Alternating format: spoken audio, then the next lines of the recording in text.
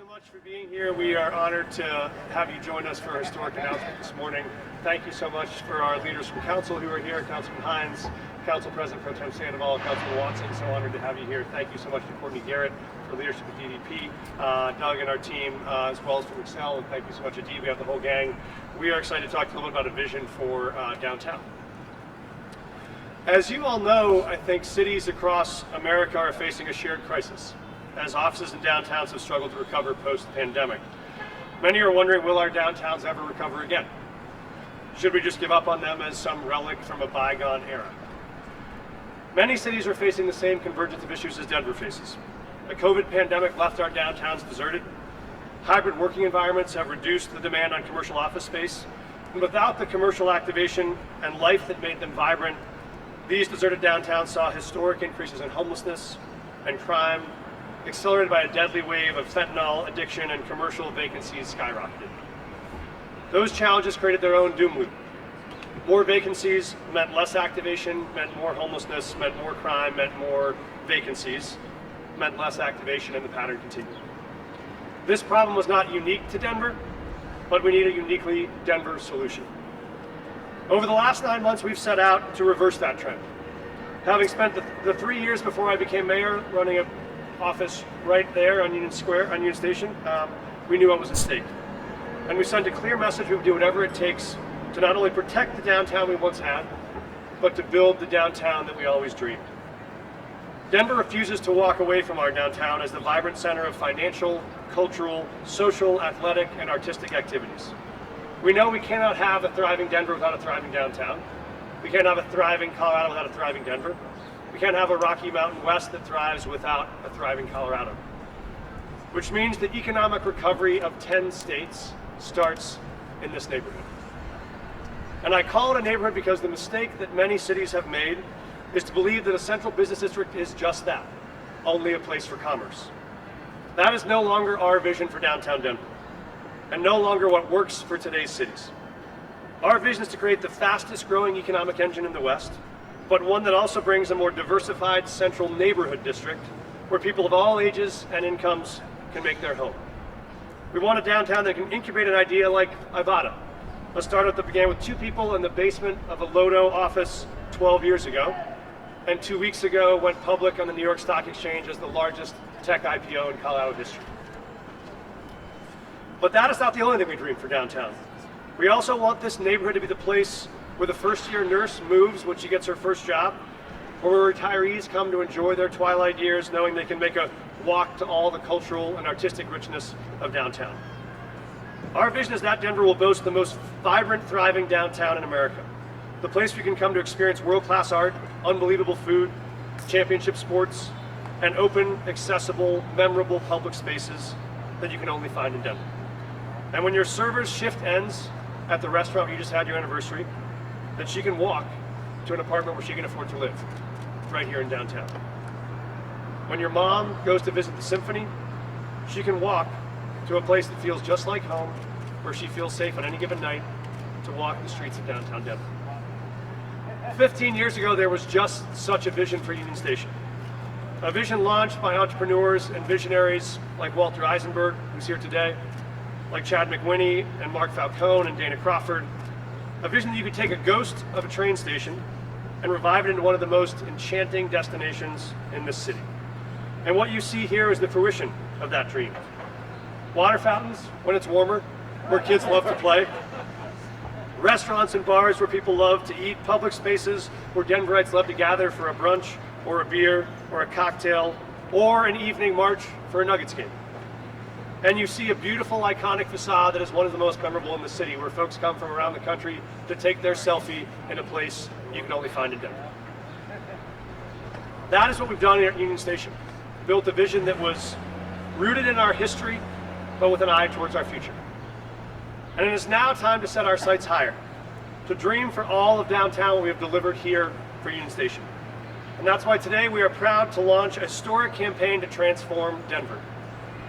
Our Vibrant Downtown campaign will bring the same thoughtful, deliberate, inclusive development we have seen at Union Station to all of downtown. This campaign will work with residents across the city to build a vision for what we all want from our downtown. from active businesses to retail and restaurants to bars and bookstores. We will together curate uniquely Denver experiences that you can't find anywhere else in the world and provide the essential services people need to make this business district a neighborhood district, including childcare facilities and safe and walkable neighborhoods. To fuel this historic campaign, we will extend the Downtown Denver Authority, a financing stream that was put in place to help support the infrastructure and vision for Union Station.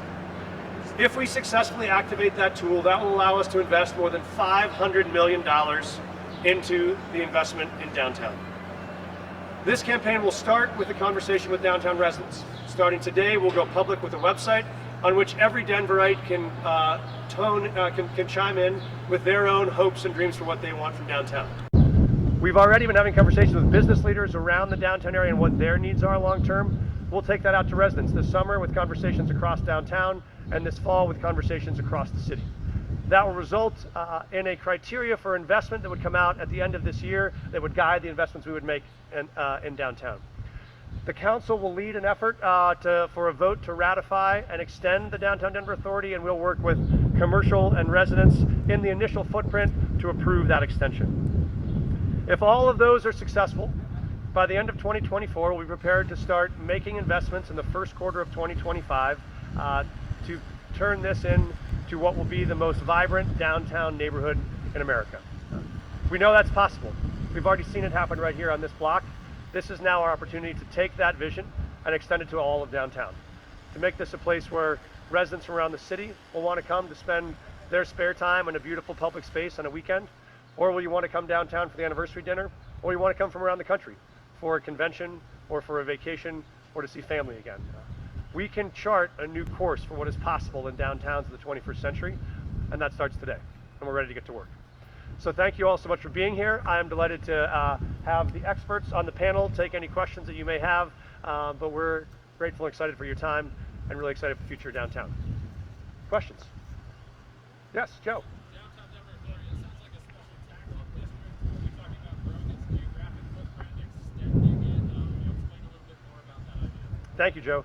So the key is this will allow us to make up to $500 million investments in downtown without new taxes. So the key is this is a taxing authority that was in place to finance the infrastructure on Union Station.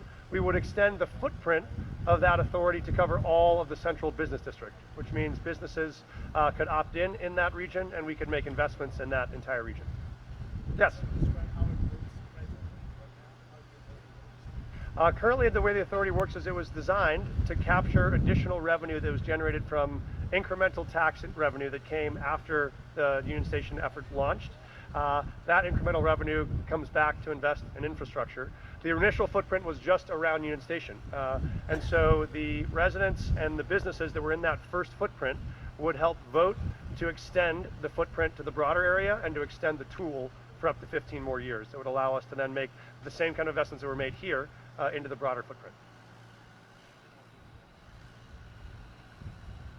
Yes?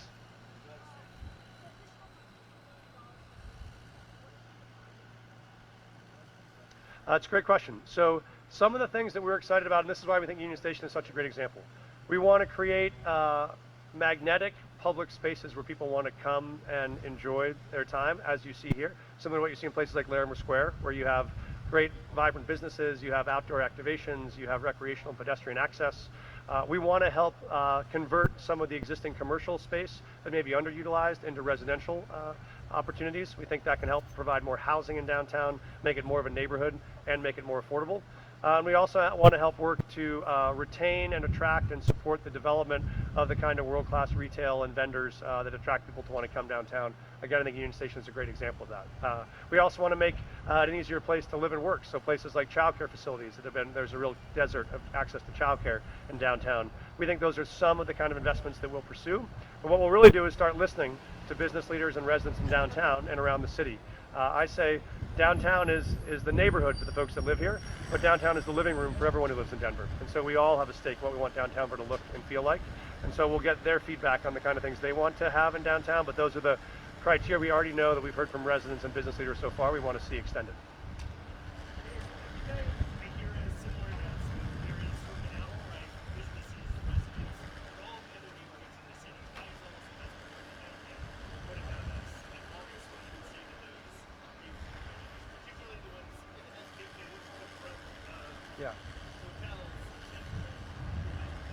Yeah, it is a great question. We are deeply committed to a vibrant Denver in every neighborhood across the city, and we'll continue to work this year to roll out plans for how we have these same conversations across every neighborhood in Denver for what people want in their own neighborhoods. That's part of our vibrant goal for this year. We'll be hosting town halls throughout the fall on that, so more to come on that. But I think what we do know is downtown is still the economic driver for the city. Even if you work in southeast or in northwest Denver, you have a business that in many ways relies on some of the economic activity of downtown Denver, whether that's tourism, whether that's business, whether that's the tax revenue that comes from this location. And it is also still the place that whatever neighborhood you live in, you love to come for your own recreation, for your birthday dinner, or for your special night at the Nuggets, or for your anniversary, or for a bike ride on a given Sunday morning. So we do think it is at the heart of the city, but of course we will pay attention to every part of the city, but we think this is the right place to begin. Any other questions? Oh, great. Will this require some sort of election, like county road footprint extend the Yeah. mechanism? There are a couple steps. One step will be a vote from City Council, which these council members will lead the engagement of. The second would be the Downtown Denver Authority Board would make an official decision to extend it.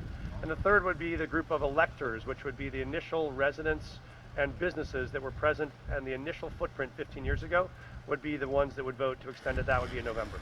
So those are kind of the three immediate steps that we would go through. I don't know that number. Doug, you might? I think it's a relatively small number. I know it is fewer than 100 businesses that are involved in that. A couple of history there. The plan is to expand. Any other questions? I'll just say, obviously delighted. Obviously, Doug here is a member of the DDA board.